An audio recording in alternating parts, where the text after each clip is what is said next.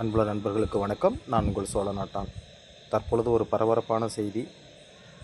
என்னன்னு கேட்டிங்கன்னா, கோல்ட்ரிப் அப்படின்னு சொல்லிட்டு ஒரு கம்பெனி. அது என்னன்னு கேட்டிங்கன்னா, இருமல் டானிக்கு. இந்த இருமல் டானிக்கை வட மாநிலத்தில் குடித்த ஒரு 11 குழந்தைங்க இறந்து போயிட்டதா புகார் பண்ணியிருக்கிறாங்க. நம்ம ஆளுங்க என்ன பண்ணியிருக்கானுங்க பாருங்கள். ஏற்கனவே இந்தியா ஃபுல்லாக நம்மளை காரி துப்பிட்டு இருக்கு. இருக்கிற மிச்ச சொச்ச மானத்தையும் இவனுங்க வாங்கிட்டானுங்க.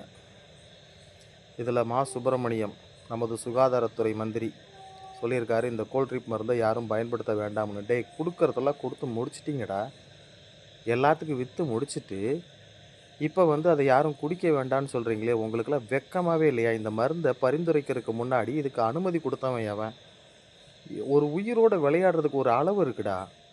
வாங்கி தின்னுங்க, யாரும் வேண்டான்னு சொல்லலாம். ஆனால் ஒரு உயிரோடு விளையாடுற அளவுக்கு ஒரு உயிர் காக்கிற மருந்துகளில் கூடவாடா இப்படி பண்ணுவீங்க? எல்லாம் சரக்கடிக்கிறதுல இந்த சரக்கு பாட்டில் விற்றே சம்பாதிக்கிற உங்களுக்கு மருந்து பாட்டில் தயாரிக்கிறதுக்கு எதுக்குடா இந்த தேவையில்லாத வேலை?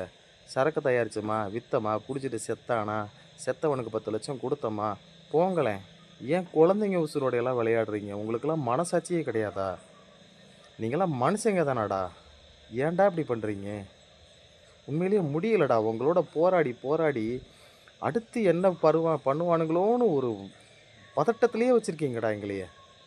இந்த மக்கள் என்ன தான் பண்ணுவாங்க? உங்களுக்கு ஓட்டு போட்டதை தவிர வேறு ஏதாவது தப்பு பண்ணியிருக்காங்களா இவனுங்க? இந்த மனுஷனுங்களை திருத்தவே முடியாது அப்படின்ட்டு சொல்கிறத காட்டிலும் இந்த மக்களை திருத்தவே முடியாது. திரும்பி திரும்பி உங்களையே தேர்ந்தெடுக்கிறாங்கல்ல, இவனுங்களுக்கு இதுவும் வேணும், இன்னமும் வேணும். அனுபவிங்க.